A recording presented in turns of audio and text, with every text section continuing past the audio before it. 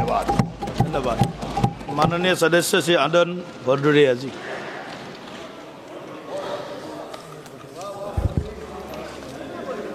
मैं बोलता हूं तो इल्जाम है बगावत का, मैं चुप रहूं तो बड़ी बेबसी सी होती है। सभापति जी, आज 39 बरस बाद भारतीय जनता पार्टी सरकार के कुकर्मों के कारण हमें अपने शानदार लोकसभा अध्यक्ष आदरणीय श्री ओम बिरला जी के खिलाफ अविश्वास प्रस्ताव लाना पड़ा है। मैं आदरणीय संसदीय कार्य मंत्री जी को बड़े गौर से सुन रहा था कल। उन्होंने बड़ी चालाकी से विपक्ष पर दोष मढ़ दिया। बड़ी चालाकी से संसदीय कार्य मंत्री ने विपक्ष पर दोष मढ़ दिया कि हम देश की संवैधानिक संस्थाओं को कमजोर कर रहे हैं।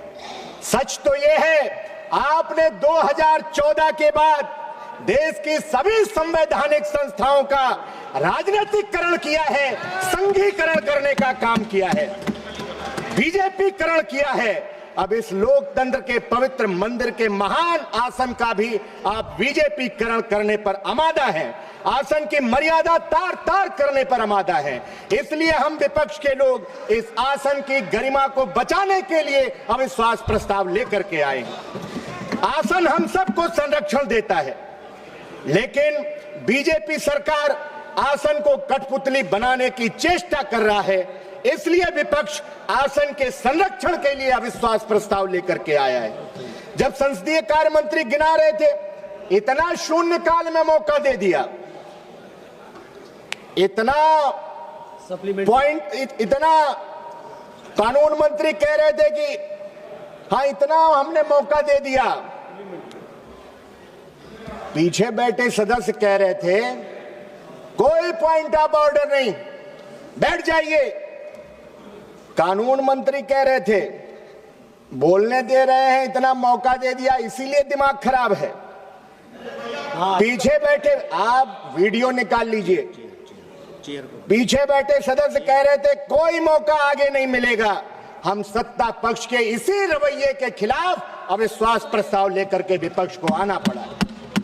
आप कह रहे थे इतना सप्लीमेंट्री दे दिया विपक्ष को, हम सरकार से खैरात मांग रहे हैं क्या? हाँ, माननीय अध्यक्ष जी ने दिया है समय, ये उनका बड़प्पन है, उनका विराट व्यक्तित्व दर्शाता है। 21 महीने के कार्यकाल में हम समाजवादियों को और खासकर हमारे नेता पीडीए के जननायक, शोषित, पीड़ित, वंचित, दबे कुचले लोगों की सशक्त आवाज माननीय अखिलेश यादव जी को उनका भरपूर स्नेह मिला है। इसमें कोई, हम इस बात को नजरअंदाज नहीं कर सकते। लेकिन डरपोक भारतीय जनता पार्टी की सरकार माननीय अध्यक्ष जी के आसन के पीछे छुप करके विपक्ष की आवाज को दबाना चाहती। श्रीमान राहुल गांधी जी केवल नेता प्रतिपक्ष नहीं है, बल्कि इस देश के करोड़ों आम आवाम की, वंचित वर्ग की आवाज है। इंडिया गठबंधन के 42% मतदाताओं की आवाज है। माननीय सदस्य ऐसा बोल रहे थे, कई सदस्य बोले, ऐसा लग रहा था कि वो अध्यक्ष जी के खिलाफ अविश्वास प्रस्ताव पर भाषण नहीं कर रहे हैं, वो नेता प्रतिपक्ष के खिलाफ अविश्वास प्रस्ताव आया है उस पर भाषण कर रहे थे। लोकतंत्र केवल बहुमत से नहीं चलता, लोकतंत्र असहमति से चलता है, सवालों से चलता है। जब विपक्ष की आवाज को दबाया जाता है तो केवल विपक्ष की आवाज नहीं दबती, बल्कि करोड़ों आम आवाम की आवाज दबती। हमने इसी सदन के, हमने पुराने सदन के अंदर श्रीमान अटल बिहारी वाजपेयी जी का भाषण सुना है, कम से कम उनसे सीख ले लेते। उन्होंने कहा था, कबीर दास जी का वो दोहा पढ़ा था कि निंदक नियरे राखिए आंगन कुटी छवाए, बिन पानी साबुन बिना निर्मल करे सुभाए। सदन की गरिमा बनाए रखना क्या सिर्फ विपक्ष की जिम्मेदारी है? मैं मानता हूं उससे बड़ी जिम्मेदारी सत्ता पक्ष की है। मुझे आज आदरणीय गुरु उदय प्रताप सिंह जी की कविता की 4 पंक्तियां बरबस याद कर आ रही। न तेरा है न मेरा है, ये हिंदुस्तान सबका है, नहीं समझी गई ये बात तो नुकसान सबका है। आदरणीय सभापति जी, आज 12 दिन से हमारे 8 साथी संसद की सीढ़ियों पर दिन भर बैठे रहते हैं। मैं मानता हूं आदरणीय अध्यक्ष श्रीमान ओम बिरला जी का मन जरूर द्रवित होगा, क्योंकि जितना 21 महीनों में मैंने उनको जाना है, अगर वो आसन पर होते तो शायद ऐसा फैसला नहीं होता। ये बीजेपी सरकार ने आसन से जबरदस्ती फैसला कराने का काम किया है। आदरणीय सभापति जी, बीजेपी सरकार को बताना चाहिए कि गाजा और इजराइल में जब संघर्ष हो रहा था, क्या विश्व का कोई प्रधानमंत्री ने इजराइल का दौरा किया है? कौन सा सम्मान आनंद जी, जिसका पहले हमने कभी नाम नहीं सुना? मैं पूरे भरोसे के साथ कह सकता हूं भदौरिया जी कि एक मिनट, जो भी निर्णय आसन से हुआ है उसको ये कोई अध्यक्ष जी का, जो यहाँ पर बैठते हैं अध्यक्ष जी का, और जो हम लोग चेयरपर्सन बैठते हैं, तो इसमें अध्यक्ष जी का भी भूमिका रहते हैं। तो आप आसन का मर्यादा को आप कम मत रखिए। आसन को आप सम्मान देने का आप दिशा रखिए। मर्यादा की बात कर रहे हैं। वही माननीय सभापति जी, अगर कुछ असंसदीय लगे तो आप आसन से नहीं, रहे हैं। शब्द बदल अगर सकते ओम हैं। बिरला जी अच्छा है तो आसन भी अच्छा ही है। अरे दबाव इसलिए का है। भारतीय जनता पार्टी सरकार को बताना चाहिए कि गाजा इजराइल संघर्ष के बाद विश्व के कौन से प्रधानमंत्री ने इजराइल का दौरा किया। खतरा हमारी उन बहनों से माननीय प्रधानमंत्री जी को नहीं था, लेकिन मैं जानना चाहता हूं किसकी सलाह पर, किसने कहा जब युद्ध के मुहाने पर खड़े हुए देशों पर प्रधानमंत्री जी को यात्रा की, क्या उनकी जान जोखिम में डालने का काम किया कि हमारी बहनों से यहां उनकी जान जोखिम में थी? हम सलाम करते हैं ईरान के सर्वोच्च नेता अयतुल्ला खamenei साहब को, जिन्होंने अपनी आपकी तरह अमेरिका के आगे घुटने नहीं टेके, बल्कि उन्होंने शहादत को गले लगाया और आपने अमेरिका के आगे घुटने टेकने का काम किया। आदरणीय सभापति जी, जिस दिन घटनाक्रम ये हुआ है जिसकी वजह से कांग्रेस पार्टी की अगुवाई में पूरे विपक्ष को अविश्वास प्रस्ताव लाना पड़ा, उस दिन आसन पर ज्यादातर समय सभापति ही विराजमान रहे। आप उस दिन की वीडियो फुटेज निकालिए। सत्ता पक्ष के एक माननीय सदस्य जो सदन के हाईजैकर हैं, सदन के माफिया हैं, खड़े हो ये सब गए, वर्ड जो है उसको हटा दीजिए। खड़े हो गए। सभापति ने उनका, सभापति जी ने उनका नाम भी नहीं पुकारा, माइक ऑन हो गया। आप निकालिए वीडियो फुटेज और लगे न जाने कौन कौन सी किताबें दिखाने और उनका संदर्भ देने। हम लोगों ने पीठ से आपत्ति की, तब जाकर उनका नाम पुकारा गया बीच में। माननीय अध्यक्ष जी एक मिनट, माननीय अध्यक्ष जी पहले ही व्यवस्था दे चुके हैं। एक मिनट कि रुकिए, माइक का माननीय रविशंकर प्रसाद जी, क्या माफिया ने कहा, बोल लिया है? इसी के लिए माफिया सब लड़वाइए। हटा प्लीज कौन हाउस के हाईजैकर हैं, हाईजैकर हैं। बिना अनुमति के माइक ऑन होता है और जो मन में आता है उस सदन में कहते हैं। ये चीज बर्दाश्त योग्य नहीं है। किसी के भी बारे में कोई टिप्पणी करेंगे, बर्दाश्त नहीं करेंगे सर। आपको अलाउ किया है मैंने? यू आर नॉट अलाउड बोल रहा है। आप उस दिन की, यू आर नॉट अलाउड, आप बोले।